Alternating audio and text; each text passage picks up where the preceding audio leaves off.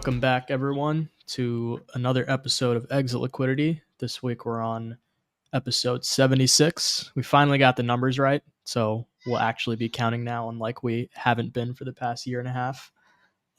This week we have onlylarping from Karate.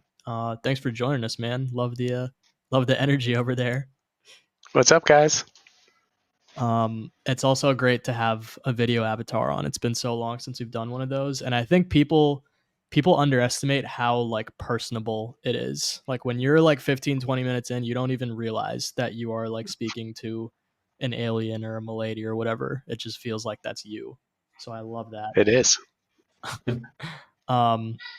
Cool. Yeah, we can get right into it here. To start out, would love to hear a little bit about who we have on the show today. If you can give us a little bit on who you are, what you're working on, how you ended up to be where you are today, we'd love to hear that. Sure. So, intro on myself first. Yeah. Cool. So, I myself have been in crypto going back a decade or so, building businesses. Put me in a really fortunate position to allow myself to invest in a bunch of friends' businesses. And one of the biggest things I did was back one of my best friends from school to build Karate Combat.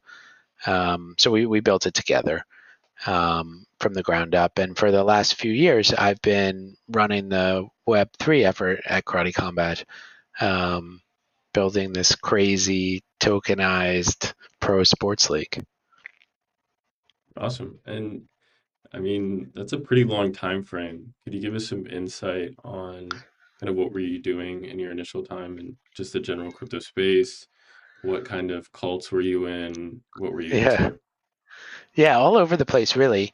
From the beginning, just buying crypto. There weren't that many of them back then. But quickly got really excited in different applications of the underlying technology, finding ways to use blockchain and distributed ledgers to improve the real world. I think I got like even more invigorated during DeFi summer and everything that happened around then, and started really digging in. I got an intruder. Hold on one sec. Man, it would be so cool if we just saw like a little baby alien. A little baby alien. Yeah, I've got 3 little toddlers, and 2 of them just burst into the room. But yeah, I got like obsessed with DeFi. Got pretty involved in a couple different DAOs, but also a little bit frustrated at the same time. Just sort of a realization that below like the fold on CoinGecko or whatever, most of the buyer base for tokens is really retail. But on the flip side, they're buying, into these like financial, like fintech products, really. And there's a little bit of a mismatch there because a lot of what kind of retail buyers, including myself, are looking to do is like have fun. And I think it's a little bit odds with the underlying products. And got really obsessed with like trying to find ways to make crypto a lot more fun. And out of that sprung the Karate token, really, which is really built sort of on DeFi tools, but is designed to be as much fun as humanly possible. Yeah, I think we'll get into like the way Web3 and the token is kind of like involved in such an in real life thing. I think that's one of the most interesting aspects. Um, I'd say the fun part about interviewing founders or team members of different protocols is like most of them are involved in DeFi Summer or they're trading shitcoins on the side. Do you have any moments where you might have been Exit Liquidity that kind of highlight your Sure. journey in the space? I mean, too many times, I'm sure. You're here for 10 years and definitely not everything goes right. I mean, of course, like my buddies and I have a Discord server. We're always talking about like this time we're gonna sell the top, I mean, this has got to be the 3rd time that's been. I mean, it's just I don't think it's ever happened. Yeah. Yeah, it's probably one of the hardest things to do in the space. Impossible. Yeah, Impossible.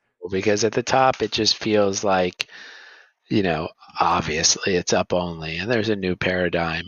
Um, but, crypto's got this like really accentuated cyclical nature to it.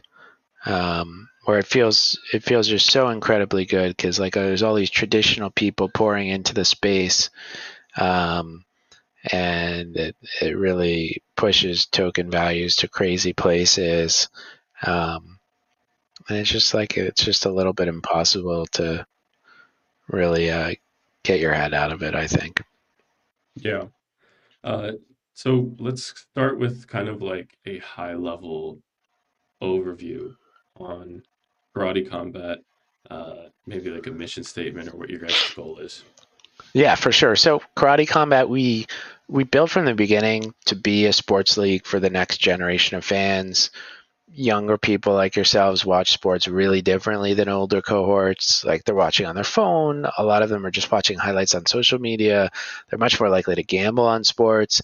And we built the league for them, across every vector, starting on distribution.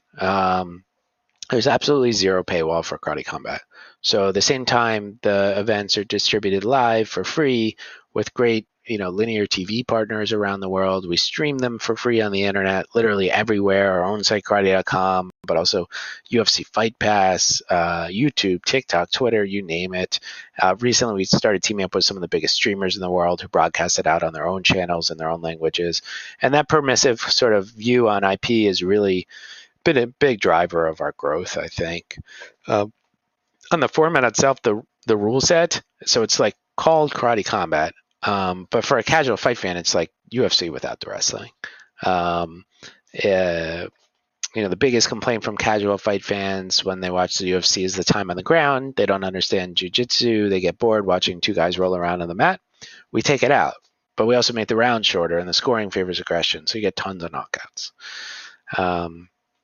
On the production side of things, our goal is to make every event look like a real life version of a unique level in a video game, like think Mortal Kombat or Street Fighter or Tekken. And we sort of do it one of two ways. Half to 2/3 of our events we'll have in like film studios, convention centers, stadiums, and beyond the audience. We stream this 3D VFX environment rendered live in Unreal Engine using really precise camera tracking. And then the rest of the events we have in these crazy real world locations. We were literally on the beach 2 months ago in Playa del Carmen, Mexico, like one of the most beautiful fight events probably ever. But either way, trying to make it look like a video game level. And then lastly, on the Web3 side of things, as I mentioned, I've been in the space for a very long time, but we never did any crossover between Karate Combat and crypto. The league's been around for almost 7 years. But 2.5 years ago, we came up with this thesis, this idea, and the core reasoning behind it was, if you pull our demo, like almost half of them will say that they don't enjoy watching sports unless they have a bet on it. And so our dream was, imagine if we could get a little bit of financial upside to every one of our fans on every fight. If we could do that, we could get them like researching the fighters ahead of time, learning their names, their backgrounds, their styles, things that are critical to get someone to actually care about a sporting event. And then during it, if they have a little financial upside on it, they're like hyper engaged. And the idea was, if we can do this, perhaps we can shortcut this long process between awareness and like true super fandom. Super fandoms where like all the money is in sports. We have this very large awareness, like 6 million followers, hundreds of millions of views every month. But making that leap is not trivial. And so that's why we built the karate token and up on the gaming. Yeah, and you coming off of last week, you guys had like a really huge event at Consensus that I'd argue went Yeah, very well. thank you. Could you kind of give us some insight on like all the production, the craziness that happens there? And I feel like this last one in Austin had, I think I saw like Joe Rogan was there, Shane Gillis, like Yeah, normal people that aren't involved in yeah, crypto in like any way, shape, or form, just kind of just enjoying the venue. yeah. I mean, they love fighting, so it's not, it's not a stretch for them to show up to a combat sports event. But they also love the pit. All of our fights take place in this sunken pit, which is incredibly unique within combat sports. And they love the rule set. Who doesn't love to watch a few hours of, uh, guys mostly punching each other and kicking each other, like nonstop action for a few hours. And also the entire environment we set up, it feels very different from a normal pro sports event. It feels a little bit like an underground fight club, a little bit like a party. It's a little bit bizarre too. So like the whole whole thing is a great experience. I mean, I've had so many people walk out of these things and tell me that this was like one of the best pro sporting events they've ever been into in their lives. And so word definitely gets around fighters and celebrities that it's just like a really fun time. Yeah, it definitely seems that way. And then can you like explain, like, from a viewer perspective, how like the crypto and token component comes into play? Like, if I've never heard of karate before Yeah, and for I'm sure. just now getting into it, like, how does that affect my experience? Yeah, for sure. So it's pretty wide ranging. The reason we built it all though was for this product, this like app, this sort of like game that we've built and branded Up Only Gaming. The way it works is for 48 hours before each event, every single karate token holder can vote on which fighters they think are going to win. And when they vote on winning fighters, they earn a little bit more tokens, karate tokens, from a fixed karate prize pool. So they're not gambling, like they're not risking losing the tokens they have, but they do stand the chance to win 2, 3, 5% more tokens if they get their picks right. And the hope was like this is enough financial incentive to get them to do research and to get them to really care about the fighters, even if they hadn't even learned their names yet. Um, and we've got a lot of people participating in that. We had over 90,000 people play this past week. And if you're there, it probably doesn't affect your experience too much, except you have a little bit of kind of financial upside on the event. If you're watching at home, though, we like integrate it throughout the entire broadcast. Like every fight, they talk about the size of the prize pool and the percentage of tokens that were put on this fighter versus that fighter. We do bring a lot of our token holders out to the events and really integrate them into like a real VIP experience, coming to the ceremonial weigh-ins and the press conferences, meeting with celebrities, getting great seats. And we talk about that throughout the broadcast as well. Yeah, I think for in retrospect, the idea of gambling on like fighting events is probably like a key element of why anyone even kind of participates. There's so many aspects to even like gamble on as well, from like knockout to Sure. and one thing that I find kind of interesting is you guys are using this like tradition. I don't want to call it like a traditional crypto mechanism, but sort of like a Yeah. DeFi mechanism Yeah. to kind of incentivize that. How have you guys found like explaining that to non-crypto users in the entire like onboarding experience? Does it feel like crypto? Are like Yeah. people like KYCing? What does that all look like? Yeah, so it's a real crypto experience, but we made it as easily as humanly possible, which we did to like onboard regular sports fans. But I think the work that we put into the UX was just as important for crypto natives, because crypto natives are just people, right? And if you have them jump through a bunch of hoops, like the participation is going to be so much lower. So I'm a huge believer that the future of consumer crypto is mobile. Um, we built ours with like a true non-custodial embedded wallet, but we did it through native iOS and Android apps primarily. We do have a web app that you can use with any compatible wallet, but almost everybody is using the iOS and Android apps that we launch. So if you download the app, you automatically get some free karate tokens dropped into your non-custodial embedded wallet. And then you get notifications that it's time to go and make your picks. And I think you need something that easy to really have a chance at onboarding 90,000 or 900,000 people. And that's what we went out to do. So the onboarding to the karate token and karate combat is very, very simple. I think the best way to explain it to users is really to get them in there and like playing it. We try to explain it throughout our live events. We hammer it home throughout the broadcast where we have a real captive audience. But I think the best way is to just like get people to download it and start to play around with it. Yeah. And the token itself how is it related to the DAO mechanism and kind of ownership of the karate combat as a whole? Yeah. So we did something extraordinarily radical. I think, nobody would have probably ever done it unless, the league was controlled and owned by people who have been in the space for a decade.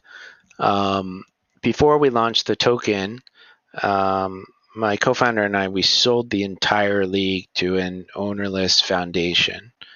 And we structured the foundation such that it can actually be governed by the token holders. So nobody owns Karate Combat anymore. There's no equity in some other entity that is stripping out economics or anything like that, which I think is pretty unique even within crypto, to be honest. We really went all the way with it, burned the bridges. And it does simplify the story. I think if there was some kind of equity entity out there that really owned all the IP, it's more complicated about why the token might be interesting. But we can say to people honestly, look, nobody owns Karate Combat anymore, and it's controlled by the token holders. So if you want to have a say in the league, go get some tokens and participate. And we made it very easy to participate. Of course, we have the same governance forum as everybody else at gov.karate.com, but we run 99% of the people are participating in governance directly through the app. We've got a league governance tab. We've done about 10 governance proposals to date. We've got 5,000 to 7,000 people participating in each of them, and it's a great way. We've changed a bunch of the rules of the league. We've changed how Up Only Gaming works, and people are really involved in it. And is there an ethos behind that reasoning, or was it purely for functionality when it comes to the decision to have like a DAO and all this token involvement? Yeah, I mean, there's definitely a big ethos behind it. There is. I think, and we did it at a time when it was actually very difficult to do. We did a $20 million token sale before the token launched, basically at the beginning of last year. And at the time, it was almost impossible to raise like institutional money in a pure token sale. Everybody was just raising like equity plus token warrants. So it was like the thing to do. Of course, times change, and like that's not what's going on exactly right now.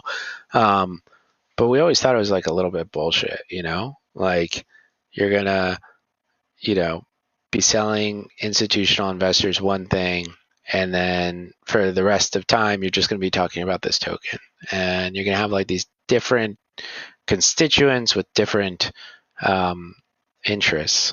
And so, yeah, we went all the way with it.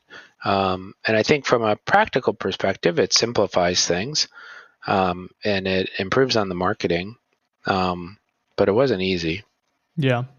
Yeah, it makes sense. I think it's always been like a challenge getting that right in crypto. I think there's very few just teams in general out there who have such a strong focus and like effective, I guess, execution on having a genuinely fun product. I think that's something that's like really unique here, and it's obviously seen throughout all the branding, all the socials, everything. You go and you see, these events that people love, that Cedo was, literally just at what, yesterday, 2 days ago. um you said the league has been around for 7 years. What was it like in the earlier days? I'd imagine starting up a sports league like this requires like a lot of like networking early on and getting the right people together to, bring in top fighters, top talent, stuff like that. How is that? What does that look like in its early days? Yeah, so my co-founder did that mostly, and it's obviously it's very difficult. I think starting a new sports league is one of the hardest things you can try to do. Sports leagues, the big successful sports leagues that we all know and love have been around from, I don't know, 30 plus years with the UFC to 100 plus years with, like, when you're talking about MLB. And they have massive advantages, from distribution to, diehard fan bases, fans that grew up watching these teams with their dad when they were like a toddler, so competing against that is very difficult. You have to get the athletes to trust you. You have to, uh,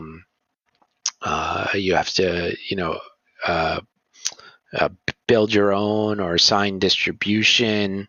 Eventually you need to sign up sponsors. It's extraordinarily difficult. I wouldn't really wish it on anyone, to be honest. The nice thing is that the advantages do start to compound over time if you survive. It does get a lot easier, but it takes a while to get there. Yeah, and that's one thing that might not be clicking in my head totally, of like, how do you go from, because honestly, a DAO working inside the crypto world is like a hard Yeah, thing to accomplish. But a for sure. DAO that is working in the crypto world and that also has significant output in a real large setting with thousands of people, I think is like super rare and super interesting. Could you explain the Yeah. process maybe on like a governance proposal that kind of actually affects something that people would see on the actual streams? Yeah, for sure. I'll pull up. So we've got like a dashboard at like karate.com/dashboard with like all the metrics from the events and also like the historical governance proposals. So it looks like we've done like 8 or 9 governance proposals to date. I think most to all have at this point really been proposed by the team, although there's like been significant influence in like what's been proposed by the community. And typically like it starts as like honestly some sort of like social media post or something, like someone within the org decides that they want to change something that requires a vote, start talking to people about it in Discord or even Instagram or Twitter, and eventually, like, people start to feel like there's enough support for it that something gets posted to the governance forum gov.karate.com, where it's debated amongst the community for probably a week or so. Then there's usually some sort of sentiment poll within the governance forum, and if it passes the quorum rules within the governance forum, it's moved to a token vote. To date, I think most of the governance proposals that have been put up have been to modify the actual rules of the sport, or to modify the rules of Up Only Gaming. Hasn't really got like too deep into like the actual inner workings of the league yet. But for instance, like the last governance vote was a vote to modify the low kick rules. So since the inception, karate combat has outlawed kicks between the knee and the waist. I think there was a thesis early on that it would slow down the fights. But we got lots of pushback from the fans. We got pushback from fighters, and at some point, George St. Pierre like made a video actually asking us to change it, and we ended up pushing it to a token vote, and it passed by a wide margin. It looks like we had like 6,500 people participate in it. Yeah, pretty impressive turnout here. I don't know if you guys can all see this. I just pulled up the dashboard page, which with all of the proposals. I love how you call them kick 1, kick 2. Which, by the way, does not stand for anything. We couldn't think of a single like acronym that made any sense. So we're like, just fuck it. Let's just call it kick. That's sick. Yeah, it's mostly like rule modifications, stuff like that. Yeah. It sounds like this one is like a bonus. Kraken sponsored a bonus. Pretty cool. Yes, they did. They put a $10,000 bonus on the Influencer Fight Club Fight of the Night. And it was taken home by 2 female fighters that did a great job. That's dope. How far could you see this going? Like what are like, in a couple years, how big could these rules be? Like, could people be voting on fights specifically? Like, could they be voting on entirely new rule sets? From a fight perspective, like there's definitely some logistical challenges there. It's actually really hard to get a fight booked, period, because you need both fighters to agree. You need them both to be available. You need it to make sense within the card. Huge logistical challenges around the whole thing. I think that eventually there's going to be fights that the token holders just demand to see, and they're going to push it through. I'm sure that that's going to happen, like no brainer. I think even earlier than that, though, it's very likely that like the fight ops group, essentially the supplier to the foundation that runs fighter operations, is like making a big matchup, maybe unclear about who should be fighting for the belt, and like proposes to the crowd like, hey, these are three guys that can challenge for the title. There's arguments for each of them, like who do the token holders want to see go up against XYZ. On the rule set thing, actually, that sort of happening in a way. We've got two spin-off IPs. One is called our Pit Submission series, which is a competition grappling rule set that's really taken off. We've had 5 of them already. And then we also have our Influencer Fight Club, which has tremendous traction at a minimum within people who want to fight in it. The amount of people who are required, and the resumes of them, and the reach of them is pretty crazy. I mean, at this last event, Mario Nafal jumped on the stream and called out Rand Nooner to fight. It's just shocking how many people want to get in a pit and beat each other up. And so I can definitely see like these 2 spin-off IPs with a ton of traction eventually kind of like spinning out and launching their own up on the gaming tokens one day or something like that. We definitely need to have the token holders codify those rule sets at some point. They were launched as like pure experiments, and we got super lucky, and they both worked really well. Yeah, I think so I went to the like to speak on like the fighting aspect itself. I went to the UFC event over the weekend, and Uh-huh. I mean, I thought we had pretty good tickets, Yeah. and couldn't see anything beyond the cage. Like our necks were hurting. We're like staring at the screen Oh, the whole yeah. time, Yeah. and whenever like grappling would happen. So the main card was Islam and Dustin Poirier, and Yeah. a lot of the guys on the card, I guess, were from the Islam camp, and Yeah. they're like some like really good grapplers. Um, and they've like submit and beat a lot of people through these like crazy grappling techniques, but it's not fun to watch. It No. might be a little bit interesting to watch like on TV when all the angles are kind of given to you, but when you're Yeah. there, it's like it's the whole crowd is booing. Like the Yeah. whole stadium is just booing every time a he even dives at Dustin Poirier's legs. Yeah. So that was like that's I think an interesting difference. I think you guys hit the nail on the head, kind of catering to an audience that wants to see that kind of like striking and stand up fighting because even Yeah. amongst UFC traditional fighters, it's like the most loved aspect of the sport. Definitely. I mean, when you watch the UFC's highlight packages, like they're not really showing that many submission attempts, right? They're showing like these crazy knockouts and stuff. And I think, when you think about the UFC, it started like the original kind of marketing hook. The idea was behind it, like, let's put fighters from different disciplines into a cage and see which discipline is the best. That was like the entire hook to it, right? And it's sort of a settled question now. Grapplers, jiu-jitsu practitioners have like a real big advantage. And so, in a way, it makes sense. Like the rule set allows for people to like shoot takedowns and try and submit their opponent, and it's tough for like a pure striker to compete with that. So I think that there's an opportunity in the market for a different rule set that's really pure striking. Yeah. What are most of the fighting styles for people in karate combat or fighters in karate combat? Is it Yeah, actually I mean the karate?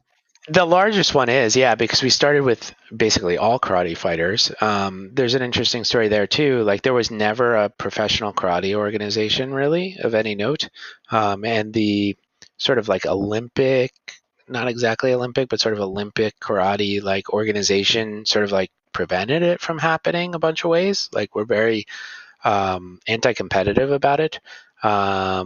And there were some law changes and some court cases, and it opened up a window to go and sign all the best karate athletes of all time, really, which is how we started it. But over time, recruited tons of folks from kickboxing backgrounds, boxing backgrounds, taekwondo, Muay Thai, really all the striking arts. Yeah, and those fighters, I think I heard that they get like a percentage of the pool if they win over the Yeah, karate token pool.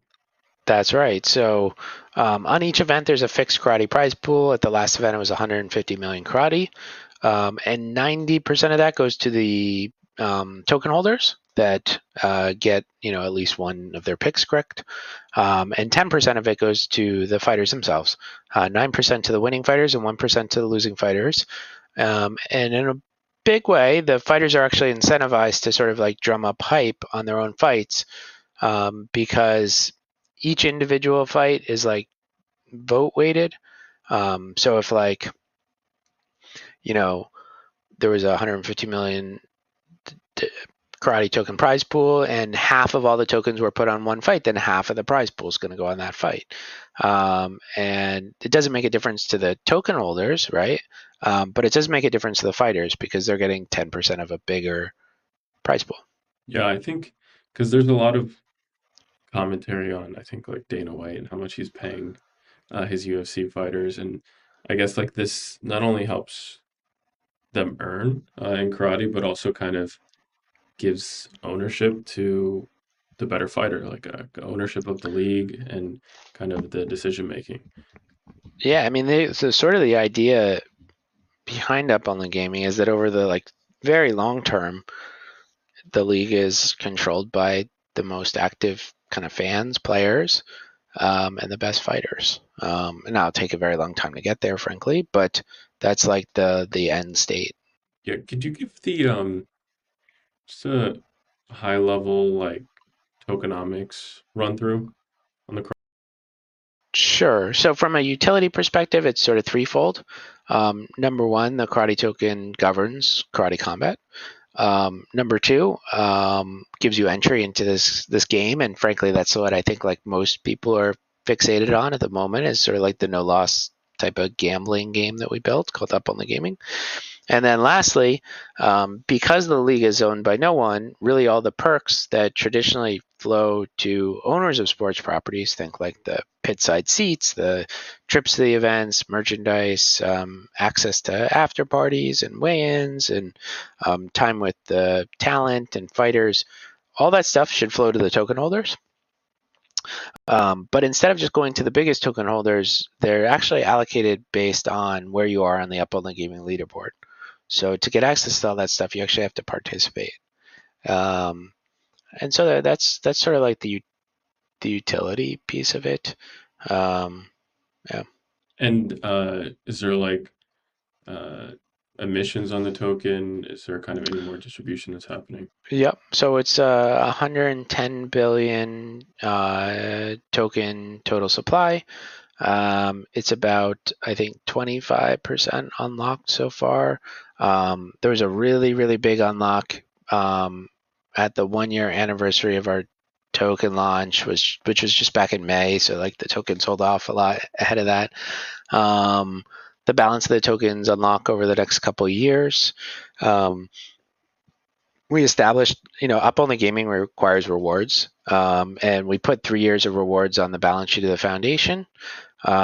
After that standpoint, to like kind of continue the game as it is, as a no loss sort of sweepstakes, it would require additional tokens, but that would be up to the token holders to decide. Okay. And then you mentioned the kind of reward systems for fans. How many fans kind of each fight were like flown out, met with, fighters or got these experiences?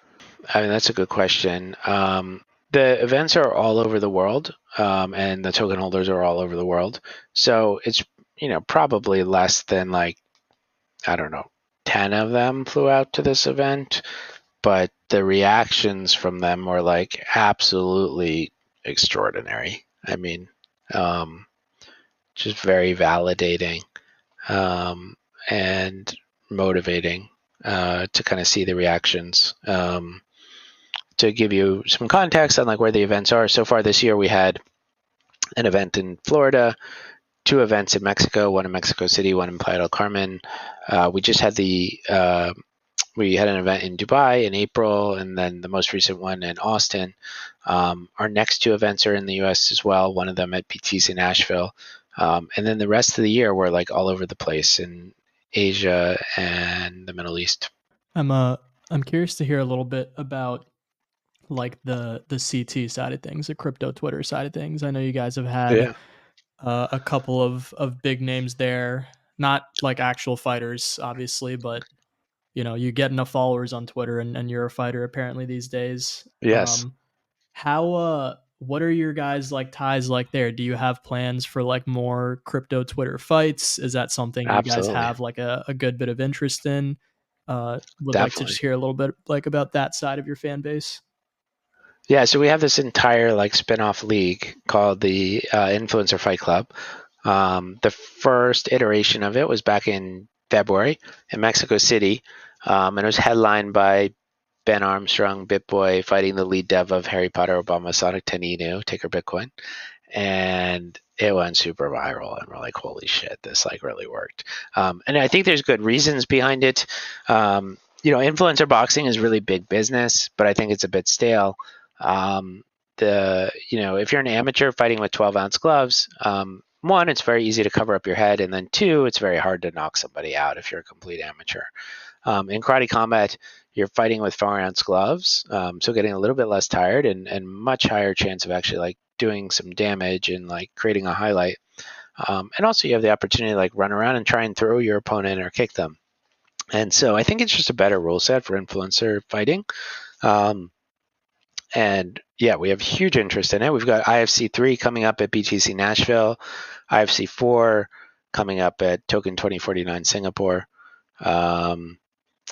And yeah, we want to keep it going. And the demand from CT and elsewhere is pretty outstanding. I do think, over time we'll integrate more and more mainstream kind of influencers, founders, notorious individuals into the fights. But we bet the entire league on crypto. So it sort of made sense to launch within crypto. It's also sort of an easier place to source fighters that people care about. Crypto is such a close-knit, terminally online community. And so if you bring some of those people into the fights, like the whole crypto world tunes in. Yeah, I think that's probably some of the funniest. I think like this is non-crypto related, but I think like the guy from Fire Festival, like that clip Yes. is just absolutely hilarious as well. Could you describe some of like the hosts? I know there are a lot of people that are, Yes. ex-UFC fighters, Mike Malak from just Yeah. general media influencing. Can you explain kind of who's involved in karate? Yes, sure. So like our announcer booth, number one, Boss Rutan, he is the chairman of the league. He actually has done every single event except for this last one because he was filming a movie with The Rock. But he'll be back next event because I think filming wraps up before our next event. Then we've got George St. Pierre, arguably the greatest fighter of all time. He does like 1 out of 2 of our events. He's a huge fan and a huge asset to the league. A great guy.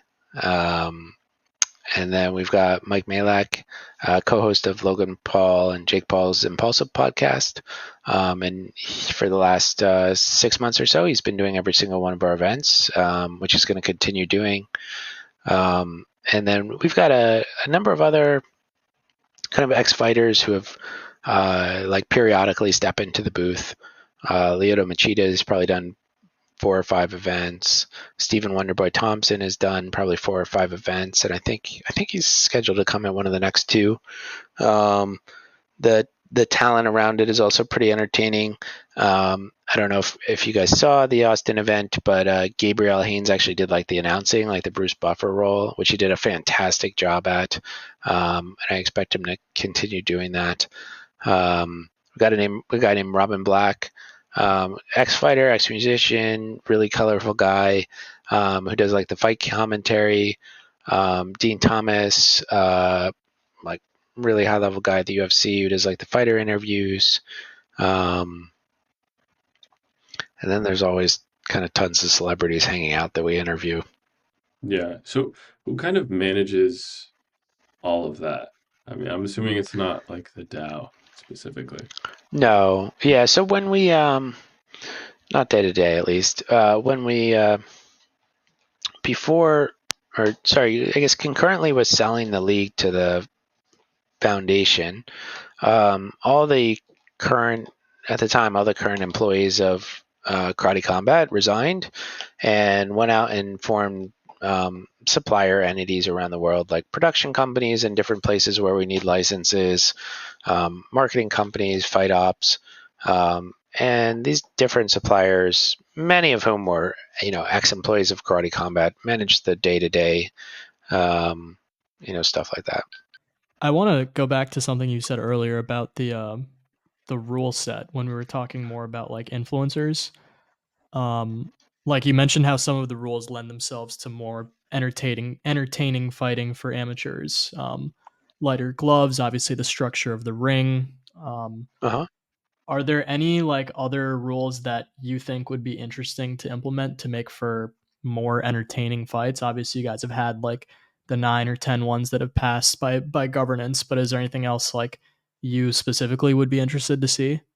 I'm probably the wrong person to ask because I'm really the crypto person. Hmm. I think we are open to, and kind of the president league who runs the fight department has been talking about this.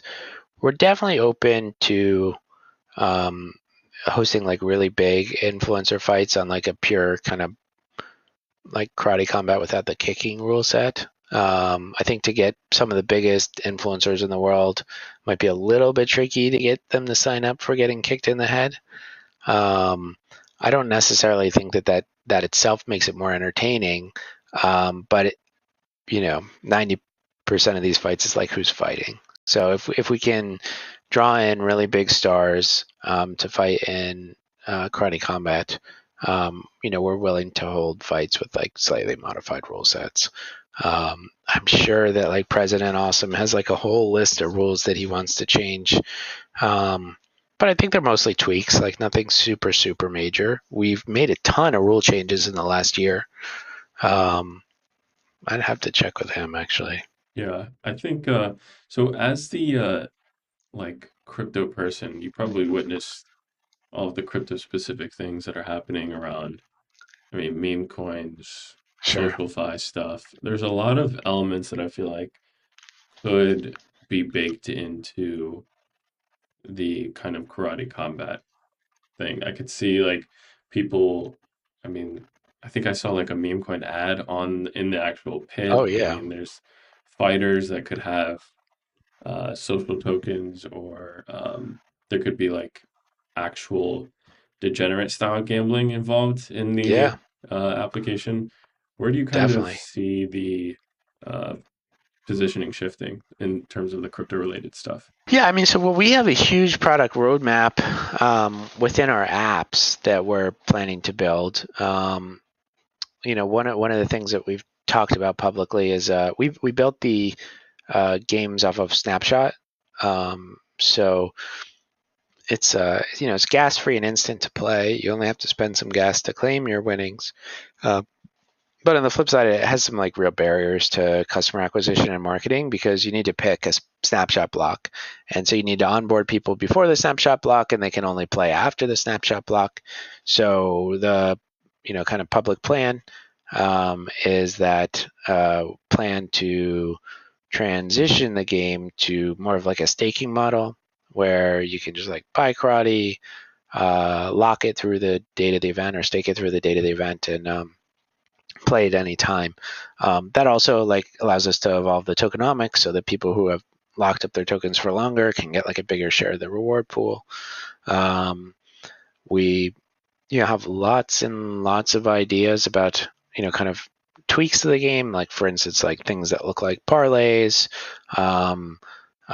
ways where you can sort of like play against your friends for a bigger pot, kind of like pool all your up on the gaming rewards and like play against 10 friends and the person who's on top can take home the whole pot. But we also like have like really permissive ethos, and we're hoping that at some point like people start to build things on top of karate combat, what we've built. You mentioned fighter tokens. Karate combat's the only sport in the world where fighters or athletes of any kind have real on-chain earnings. I think the lack of on-chain earnings is one of the biggest barriers to like create athlete tokens. They're just not that, they're either like a pure meme mostly, or you're trying to jump through a lot of hoops to have any sort of like real value tied to it. But if an athlete actually has on-chain earnings, it could be securitized. It's probably not something that we would do ourselves, but it's totally possible to like securitize the 10% that the fighters are taking home. I could definitely see someone building some sort of like, yearn for karate combats up on the gaming, like some sort of vault that's making all the picks for you. One feature that is done, like, within days, but unreleased, is we built an entire affiliate model off of vote delegation. If you talk to like sort of like not competing, but similar products, a lot of their user growth has been through affiliate programs. You can't really have a traditional affiliate program with up on the gaming because it's a free product. But we came up with this very novel affiliate program built off vote delegation. So launching before the next event, karate token holders will be able to delegate their votes to another player and let them make their picks for them. And the person who's making the picks, the delegate, will take home 20% of the rewards. And the idea is you can get like super fans and KOLs and like gambling experts to run around and say like, go get the karate token and delegate it to me and I'll make all the picks for you. And that function itself is pretty extensible too. So yeah, I think there's a whole suite of things. I mean, one of the other things I'm super excited about, in addition to our own spin-off IPs, we have another number of other sports sort of approaching us to license our tech stack, and we're pretty far down the road with like building coming up with like a really crypto native way to make that happen. And for us, there would be massive benefits to the adoption of up on the gaming throughout the broader sports world. We're on a little bit of an island right now, which is good and bad. I mean, there's just nothing else that looks like it. But if other sports started adopting it, you could imagine like a real category developing. You could imagine like these other sports onboarding their own fan bases and really accelerating what's happening with us. It'd be awesome if people could play up only gaming more than once a month. We might get to 2 events a month in a couple of years, but we're not going to get to 20, right? So hopefully we can help onboard a bunch of other sports with what we've built. Yeah, that's sick. There's a lot of like parallels in the different things you just touch based on between like the usual like DeFi stuff of trying to supplement or replace or improve whatever word you want to use with traditional finance, but like on the sports side, like one thing Yeah. being different products built on top to like help just have a better user experience or more like flexibility in what a user can do, but also like the idea of like Rails almost sort of needing to Yeah. have more access to the rest of the industry in order to really do like everything that you want to do. It's the same thing with finance. Like we don't have great ramps or rails to and from crypto in the same way that karate is just limited to the fighting league that you guys have now, whereas if you can expand it further, it can do so many more things. to some of Yep. the ideas you spoke to, and with like the urine vaults or different things like supplement predictions markets, is there any like products out there right now that you think might like be in a good spot to either like partner with or like build something they're building already, but in relation to karate? Um, there definitely are. I'm not sure if I'm 100%. I mean, one thing is very early on we announced like a super permissive IP license in a couple categories, namely NFTs and video games, allowing anybody that wants to build their own NFT sets or video games on top of Karate Combat's IP. And we've had a number of projects kind of building on that. So that's already happening. We haven't really yet. We've seen like people poking around at like our APIs and stuff to try and think about doing it. And obviously, we talked to tons of like traditional gambling partners who are, considering sponsoring the league and getting integrated in different ways. Are, are there currently any traditional gambling venues Oh open yeah, yeah, for? yeah, yeah. You Yeah. can bet on Karate Combat and like a ton of different like offshore gambling places. Like when we have events in Vegas, you can bet on them in the casinos in Vegas, and um, yeah, And this is all built where the token lives on ETH or Hedera? both. Yeah, it's issued Okay. natively on both chains. Okay. And then for running ads on the mat, how does that process work? Yeah, it's you know bespoke negotiation with a sponsor team. I think we did set up a prize for the number one player at each event to give them an opportunity to either be interviewed, get something on the mat or in the virtual background. We've had tons of reverse inquiry from like the crypto world on sponsorships, which is really encouraging. But we haven't, lots of people have proposed that we have some sort of like piece of sponsorship inventory that we like auction off every month. But we got a lot of other stuff to do too, so it's tricky. Yeah, I'm sure the sponsor space definitely has to be pretty complex and nuanced, given like just all the different outlets and options there are.